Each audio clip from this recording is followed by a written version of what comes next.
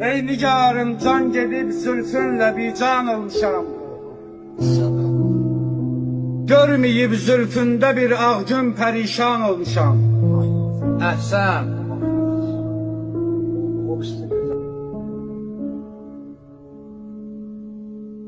Ayrılıq dərdim vüsal zövqündən üstün bilmişəm. Dost olub düşmanıma, dostumla düşman olmuşam.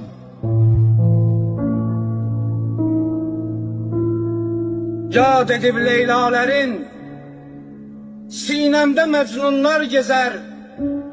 Bağrı göz yaşı ilə doymuş bir biyaban olmuşam.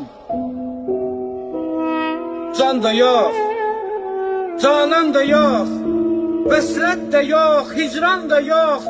Mən yox olmaqdan qaçıb yoxluq üçün ünvan olmuşam.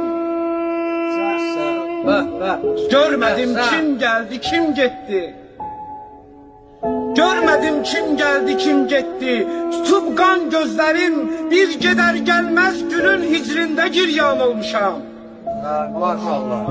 Mən də dünya görmüşəm. Mən də dünya görmüşəm. Azdırma ey dünya məni. Çox müsibətlər çəkəndən sonra insan olmuşam. Zövq alır naləmdən alə. Ey fələk, çərxün sına. Mən günahkar özgələr qəlbində iman olmuşam. Düşmüşəm gen cənnətimdən əff qıl ya Rəbb məni. Dəhrə Adəm gəldiyim üçün mən peşiman olmuşam. Ey bəlakeşlər, sizə həmdərd olan arif mənəm. Həqqi elan eyləmək üçün mən Qəzənxan olmuşam. Maşallah.